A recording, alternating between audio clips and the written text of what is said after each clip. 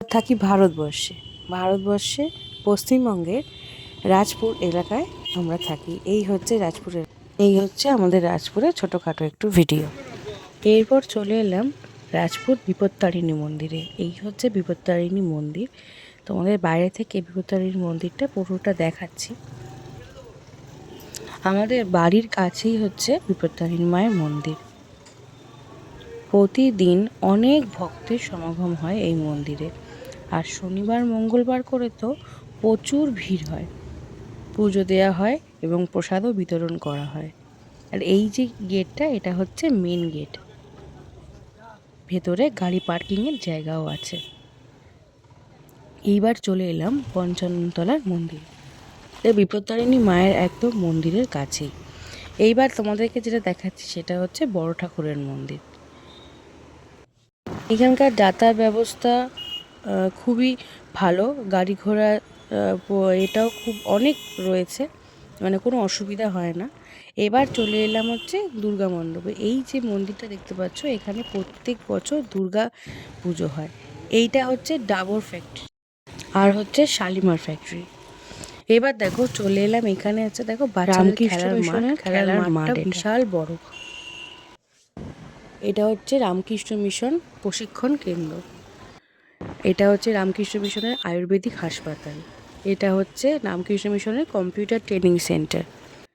আর এটা হচ্ছে রামকৃষ্ণ মিশনের স্কুল। এর ভেতরেই রয়েছে বাচ্চাদের স্কুল।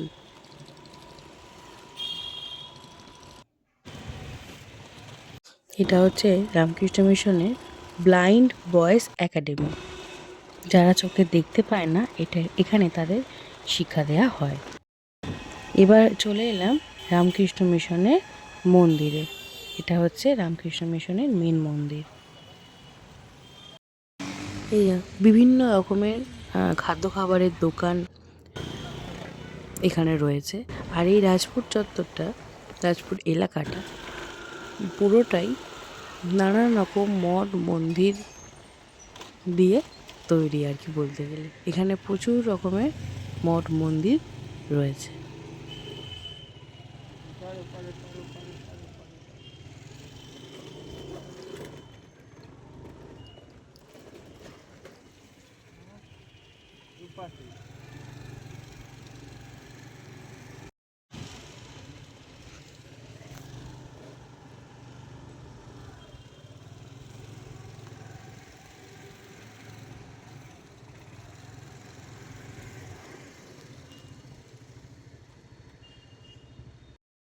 আমাদের এখানকার বাড়িঘর রাস্তাঘাট, এখানে যেরকম ছোটোখাটো বাড়িও রয়েছে, সেরকম বড় বড় কমপ্লেক্সও রয়েছে, ফ্ল্যাটও রয়েছে, এবং রাস্তাঘাটও খুবই ভালো।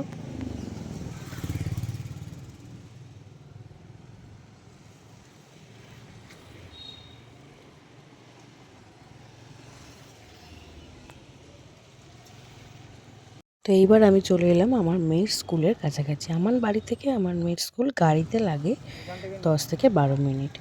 আর এই হচ্ছে আমার মেয়ের স্কুলের কার পার্কিংয়ের জায়গা, মানে যারা গার্জেনরা গাড়ি নিয়ে আসে সেখানে পার্ক করতে পারবে। আর এটা হচ্ছে ওদের স্কুল অ্যাম্বুলেন্স। এবার তোমাদেরকে যেটা দেখাচ্ছি যে বিল্ডিংটা, সেই বিল্ডিংটাতে ক্লাস 6 থেকে ক্লাস 8 পর্যন্ত ক্লাস হয়। আর আরও সামনে দেখো, আমি এগিয়ে যাচ্ছি, এই যে সামনের যে বড় বিল্ডিংটা দেখতে পাচ্ছ, এই বিল্ডিংটাকে কেজি থেকে ক্লাস 5 পর্যন্ত এই বিল্ডিংয়ে ক্লাস হয়, এবং এই বিল্ডিংয়ের ভেতরেই ওদের খেলার মাঠ রয়েছে। এইবার হচ্ছে আর একটা বিল্ডিং। এই দেখো আমার ডান দিকে যে বিল্ডিংটা দেখা যাচ্ছে তোমাদের, এই বিল্ডিংটা হচ্ছে একদম টোলডার থেকে প্রেপ পর্যন্ত হয়। এবার সোজা এই যে বড় বিল্ডিংটা, এই বিল্ডিংয়ে ক্লাস 10, 11, 12 ক্লাস হয়, এবং এর ভেতরে অফিস আছে। আর ওদের হচ্ছে যে প্রোগ্রামগুলো হয় সব এর ভেতরে, যে কমিউনিটি সেকশনটা রয়েছে তার ভেতরেই করা হয়। এটা হচ্ছে ওদের পুরোটা স্কুল। এই হচ্ছে পুরোটা স্কুল বিল্ডিং তোমাদেরকে দেখালাম। এরপর আমার মেয়ে ছুটি হয়ে গেছে, তো আমি ভেতরে চলে এসেছি, মেয়েকে এবার নিয়ে নেবো। মেয়েও চলে এসছে। তো এইবার আমরা বেরিয়ে এলাম আবার বাড়ি যাব বলে।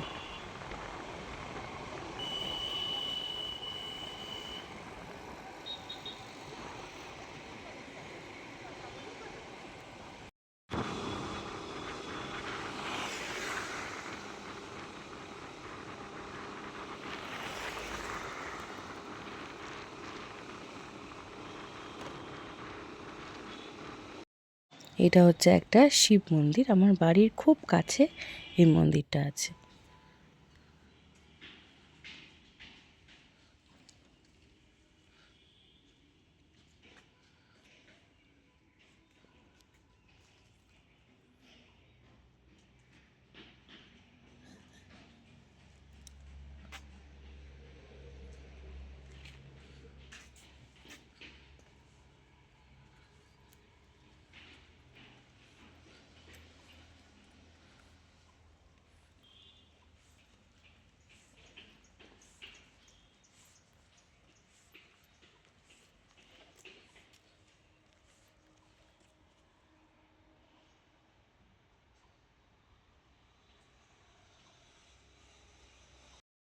এইটা হচ্ছে শ্রী শ্রী বসন্তেশ্বরী সংকটকালী মন্দির।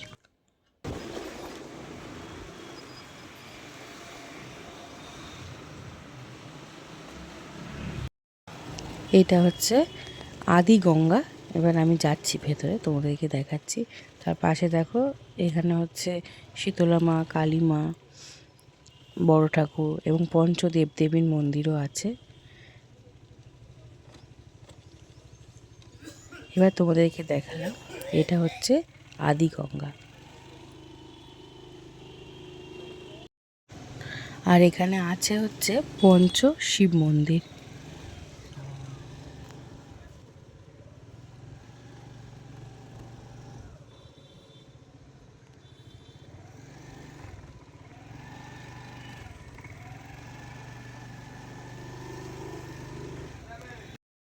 এইখানে প্রচুর ফুলের দোকান রয়েছে এবং পাইকারি মার্কেট রয়েছে, সবজির মুদির পাইকারি মার্কেট রয়েছে, ছোটোখাটো বাজার দোকান প্রচুর রয়েছে এখানে। আর এখানকার যাতায়াত ব্যবস্থাও খুব ভালো। এখানে প্রচুর খাবারের দোকান রয়েছে, দুপুরের খাবারের দোকান, রাতের খাবারের দোকান, হোটেল। আর এই যে রোডটা দেখতে পেলে, এটা দিয়ে সোজা চলে গেলে সোনারপুর রেল স্টেশনে যাওয়া যায়। এটা হচ্ছে বিপত্তারিণী মায়ের গঙ্গার ঘাট। আর এর পাশেই হয়েছে দেখো শ্মশান, এটা হচ্ছে রাজপুর শ্মশান। আর এর পাশেই রয়েছে শীতলা মায়ের গঙ্গার ঘাট, এই শীতলা মায়ের মন্দির এবং মায়ের ঘাট। এখানে যাতায়াত যোগাযোগ ব্যবস্থার জন্য অনেক রকমের গাড়ি রয়েছে, হোটেল রয়েছে, অনেক রকমের নিরামিষ আমিষ প্রচুর রকমের খাদ্য খাবার পাওয়া যায়। এই যে আদি গঙ্গার ঘাট দেখছো, এই গঙ্গার ঘাট ধরেই চৈতন্য মহাপ্রভু গিয়েছিলেন। সমস্ত জায়গায় যখন মহাপ্রভু ভ্রমণ করেছিলেন, তখন এই গঙ্গা ধরেই তিনি গিয়েছিলেন। এই সেই আদি গঙ্গা।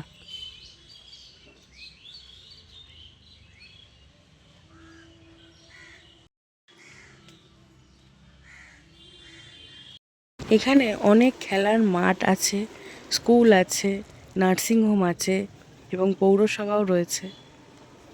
সমস্ত দিক থেকে সুন্দরভাবে সুন্দর ব্যবস্থা সম্পন্ন জায়গা হচ্ছে এই রাজপুর। প্রচুর ধরনের মানুষ থাকে, এখানকার লোকালিটিও অনেক বেশি। এই হলো আমাদের রাজপুর।